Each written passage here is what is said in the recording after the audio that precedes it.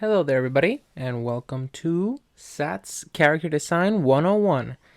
So, in today's episode, I'll be showing y'all how I design characters.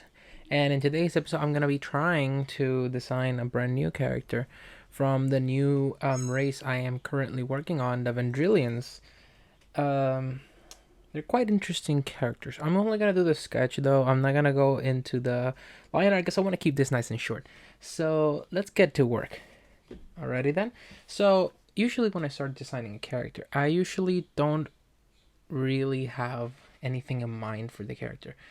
Only a vague idea. Since I already created two other characters for the Vendrilion race, um, I have a vague idea on how I want to design this character. So let's start off with the the hair horns. I don't know why I call them hair horns. There's like first let's start with the face. So Vendrilians have normal, kinda normal human faces on their presentation design. What I mean by presentation design is that they have two forms. They have the normal presentation form, like I said. It's a more of a humanoid type of form, if you would, and then they have their revelation form, which is like a beast like form. I have not designed any of the beast like forms yet, but I will work on those sooner or later. So, first off, all Vendrilians have horn hair thingies, and they all like look something like that. So, since I'm going to be making the Vendrilion princess, I want her to have something kind of like that.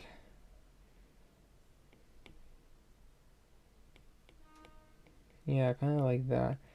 Yeah, something that looks interesting. Since all Vendrilians do have kind of like those little horns on the side, they go up like that. Now that I think about it, no Vendrilian has ever has like an exact ear shape. So I'm gonna cover that side area right there. So Vendrilians are quite interesting creatures since they are um reptilian mammals. Now that's kind of weird, right? Yeah, but they're reptilian mammals.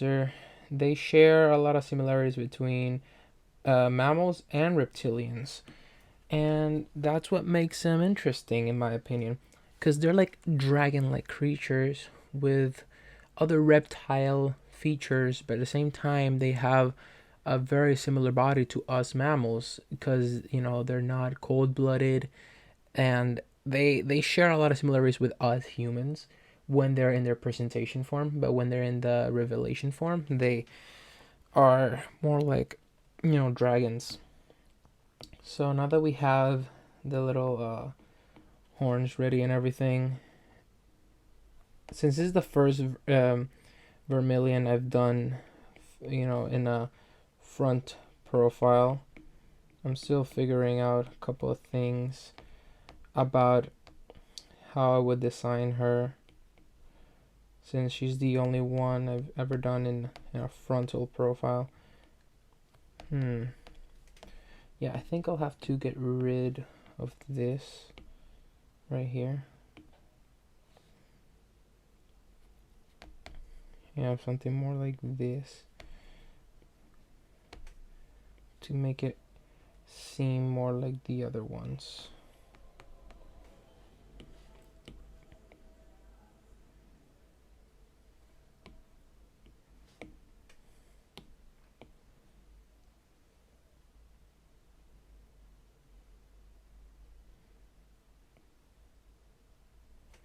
Or something like that.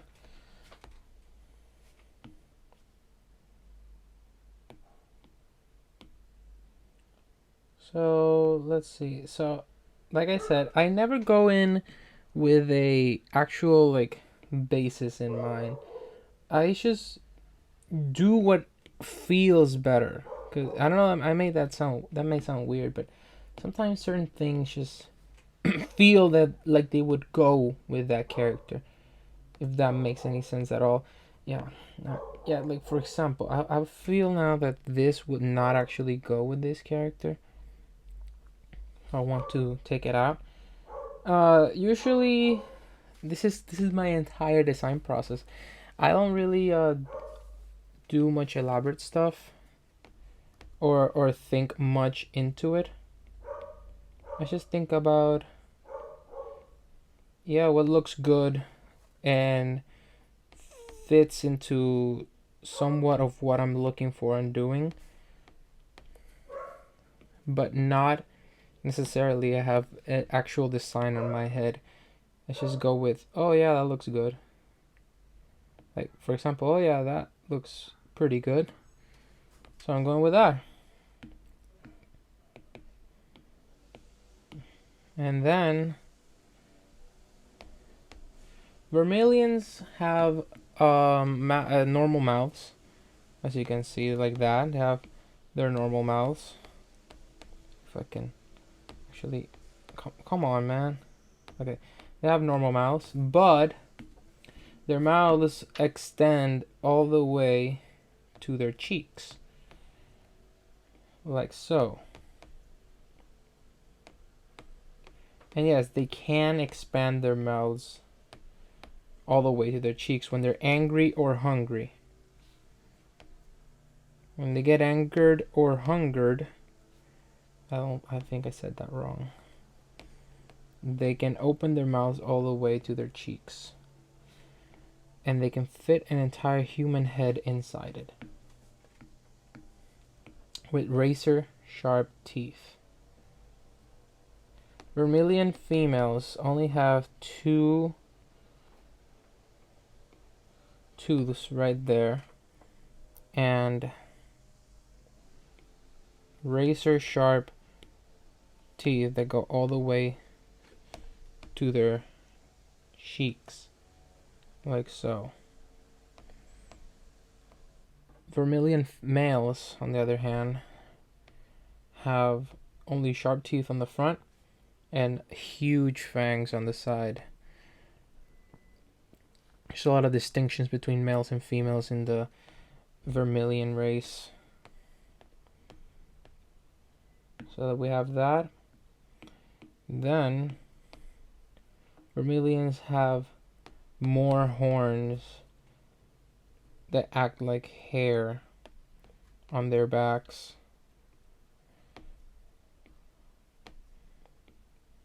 Like so.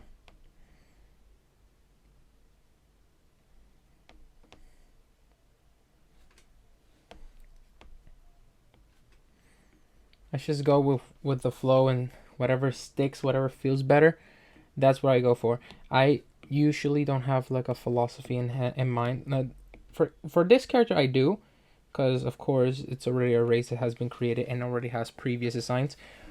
But for newer characters, I really don't have a philosophy for them. I just maybe follow the older characters if they're from a certain story, or I just go with the flow, whatever feels better, whatever it makes me feel like this could be an interesting character just by the looks. Because with the looks, I can also develop their personalities and go beyond that. Usually, some characters I design, I make their designs look like their personality will be one way, but their personality is complete opposite, just to throw you off. But sometimes I design characters that follow their characteristics, by how they look. And I find that interesting. I find that very interesting. Just a little top there. Not bad, not looking bad at all. This is the Vermilion Princess. Have you seen her mother? The Vermilion Queen. The Vendrilion, I mean. The Vendrilion Queen, Khatan Khaan. There she is. Very menacing. Holding one of the holy items. And her brother, Khankhuu, holding another holy item. And his staff. Right now we're designing the princess here. And later on, I have to design the king, their father. And let's continue here. I am pretty happy with how it looks, but vermilions usually have more spiky stuff, so I'm gonna add a little bit more of the spikes to the side here.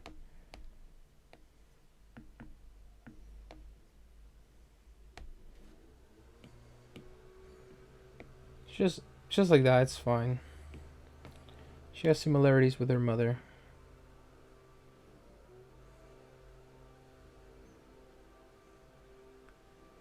What? It's the same thing and it doesn't fit for some reason. Aha. Come on, you're almost there. There we go. I like that. I like that quite a lot. So now that we have her head and everything figured out, vermilions have humanoid bodies. So I don't really have to do much here. Just do her, when they're in their presentation form, that is. So just do her neck like that.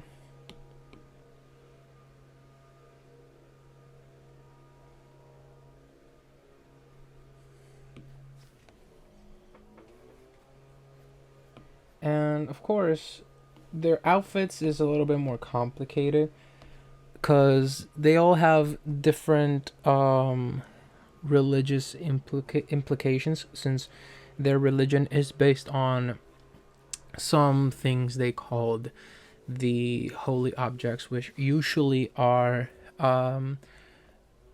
different figures, like triangles, circles, spheres, semicircles, diamonds, all those type of things. And well, I still have to think about their design, their outfit designs, because as you can see, the prints here, they all have those red gloves on, because to touch holy objects you need to have the special red gloves on. But their colors, their color scheme is usually like that grayish color. I just like how it looks. I honestly picked all the colors because I liked how they looked. I didn't really have much significance to them. But when I was creating Khankhuu for the first time, I decided to use the same gray for his skin as his mother over here. The difference is that his mother has a red hue or a red tone, and he has a blue tone, but it's the same shade, just with the different tone. And that's pretty much it. The male Vendrilions have a blue shade for their skin, their actual skin, and the females have a redder shade for their skin. I don't have much to say about that specific, but yeah, that's pretty much my character philosophy design for new characters like this. But older characters, for example, these guys, the Evo of the House of Compassion, I really just went crazy with them because first, for Moxie, I modeled her a little bit after Lorena when it comes to her face and her eye shape. But then I decided to add more crazy hair stuff that haven't done before to make it more unique, I guess you could say. So I just added those little things because I like making them. They're kind of fun to do. And then I decided to go with these little side things over here. I'm not sure what to call those, but I just liked how it looked. It looked like it was a layered type of head, and it was like a circle, and then on the back she had like normal flowing hair. I don't know, I just thought it would look cool. And then we have Oscar. Just wanted to do like a little bowl haircut with a what's it called again? A mullet? I don't remember how to call that hairstyle, but yeah. And then Jackie. Jackie, I just wanted Jackie to have a cool looking hair to look interesting and different, and I always wanted a character with light blue hair, so there you go. And then Momoraki, I just based her off the Dawson family from Jace art books characters, which I absolutely love. And well, yeah, I just it's honestly extremely random. For Lorena's new moon design, it has gone through a lot of face changes. I didn't really have a design in mind. I just went, okay, so I have to draw Lorena, and I have to keep in mind of all of the damages she has taken since her original design till now. So she did take a huge blow to her stomach over here. Wait, she did take a huge blow to her stomach over here. So the suit is made like this to maintain her innards and everything, I guess you could say. And she did lose one of her arms, so that's why she has a mechanical arm right here. She got shot in the eye, that's why she's wearing an eye patch. And, her hair is just messier because, she's been going through a lot. And through the recovery phase, her hair did get a lot messier. But other characters, like, for example, Trace, I just wanted a character that looked cute. So I thought of a hairstyle that I thought it would look really cute. And then I came up with her hairstyle. I just used my cute eye shape. And colors, I just picked them because they look nice and they make her look cute. That's pretty much the design philosophy for her. And then for Marnie and Chicago, I just was basing it off a picture I was looking at. I just wanted to make cool looking, serious looking, interesting looking Asian character, and that's where I got Chicago from. And Marnie, this design for Marnie specific is just Marnie, a little bit older and more tired. It's pretty much it. The same goes with Rain over here. Just tired and with her hair tugged to the side. And, same goes with every single character. Their design has come a long way, has evolved a lot, and I usually just go with instinct. What looks good, what feels good, and eventually they just come looking like this. I refine them a little bit, and then I give them a name. And that's pretty much my design philosophy and how I design characters. It's maybe not the most interesting thing in the world, but I think it's pretty cool nonetheless. What do you guys think? Leave a comment down below, and if you like what you saw, subscribe and leave a like, and tell me what you would like to see next. I'll leave it at this because I really don't have much of an idea of what to do next for this character, but slowly but surely I'll think about it. And all of you bet that when she's done, you'll all get to see her in the bestest light possible. Anyway, I'll see you in the next time. Thank you so much, and bye-bye.